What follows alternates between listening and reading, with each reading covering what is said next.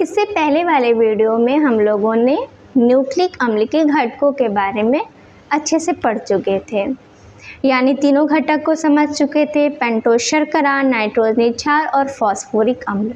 अब इन्हीं तीनों घटकों से कैसे न्यूक्लिक अम्ल का निर्माण होता है, इस चीज़ को हम इस वीडियो में समझेंगे। तो हम समझते हैं न्यूक्लिक अम्ल का निर्माण, यानी कि फॉर्मेशन ऑफ न्यूक्लिक एसिड। तो हम देखते हैं कि जो न्यूक्लिक अम्ल का निर्माण है वो इन्हीं तीनों घटकों के मिलने से होता है।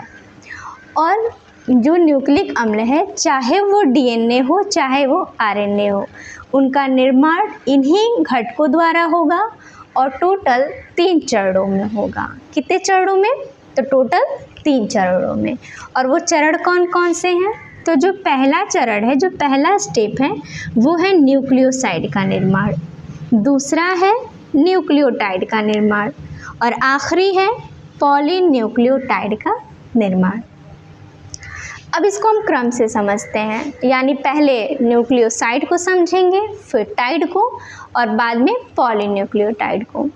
तो पहला है न्यूक्लियोसाइड का निर्माण। तो न्यूक्लियोसाइड का निर्माण कब होता है? तो जब पेंटोस शर्करा के साथ नाइट्रोजनी क्षार आकर जुड़ जाए तो निर्माण होता है न्यूक्लियोसाइड का, यानी पेंटोस शर्करा प्लस नाइट्रोजनी क्षार आपस में मिलकर बनाते हैं न्यूक्लियोसाइड। अब इसके बाद बात आएगी न्यूक्लियोटाइड की। तो पहले 3 घटक हुआ करते थे, हम लोग समझ चुके हैं, जिसमें से जो पहला स्टेप था उसमें 2 घटक आए। दूसरे स्टेप में हम लोग क्या देखेंगे कि पेंटोस शर्करा नाइट्रोजनी क्षार के साथ साथ जब फॉस्फोरिक अम्ल भी आकर जुड़ जाए तो बना लेता है न्यूक्लियोटाइड। अंतर है, पहला था न्यूक्लियोसाइड और ये है न्यूक्लियोटाइड।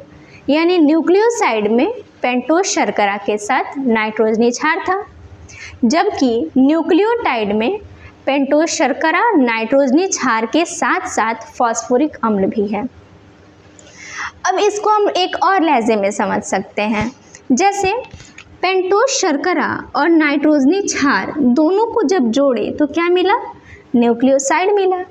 तो हम ये भी कह सकते हैं कि जब न्यूक्लियोसाइड के साथ फॉस्फोरिक अम्ल आकर जुड़ जाता है तो न्यूक्लियोटाइड का निर्माण हो जाता है।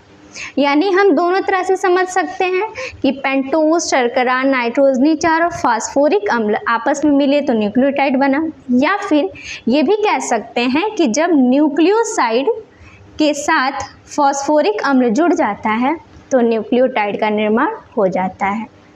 यहाँ तक बातें आई होप समझ आ गई हो। अब आगे है पॉलीन्यूक्लियोटाइड का निर्माण। तो पॉली मतलब होता है मेनी, यानी कई, और न्यूक्लियोटाइड हम लोग बना चुके हैं। तो जब कई सारे न्यूक्लियोटाइड आपस में आकर जुड़ने लगते हैं तो निर्माण हो जाता है पॉलीन्यूक्लियोटाइड का, यानी एक न्यूक्लियोटाइड 2, 3 मतलब मेनी, बहुत सारे न्यूक्लियोटाइड आकर जुड़ेंगे और जुड़ते जाएंगे और जुड़ते जुड़ते सारे जब आपस में जुड़ जाएंगे तो नाम हो जाएगा पॉलीन्यूक्लियोटाइड। यानी हम लोग आज समझे हैं न्यूक्लिक अम्ल का निर्माण। और न्यूक्लिक अम्ल के निर्माण में चाहे वो डीएनए हो या आरएनए हो, उनका निर्माण 3 चरणों में होगा। न्यूक्लियोसाइड पहले बनेगा, फिर न्यूक्लियोटाइड बनेगा और लास्ट में पॉलीन्यूक्लियोटाइड बनेगा।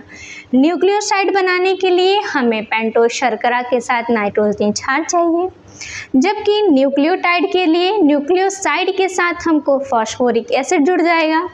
और पॉलीन्यूक्लियोटाइड के लिए हम लोग देखते हैं कि बहुत सारे न्यूक्लियोटाइड जब आपस में आके जुड़ जाते हैं तो बन जाता है पॉलीन्यूक्लियोटाइड। अब हम इतना सारी चीज़ें तो शायद समझ आ गई होंगी। अब हम देखते हैं कि डीएनए या आरएनए, हम लोग दोनों के लिए बात कर रहे हैं कि न्यूक्लिक अम्ल का निर्माण होगा, चाहे वो डीएनए या आरएनए, दोनों की बात हो रही है।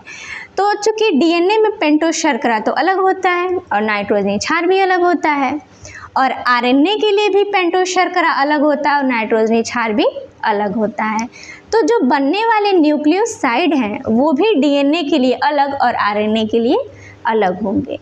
वैसे ही पेंटोस शर्करा और नाइट्रोजनी क्षार, यानी कि जब न्यूक्लियोसाइड ही अलग बनेगा तो बनने वाला न्यूक्लियोटाइड भी डीएनए और आरएनए के लिए अलग होंगे।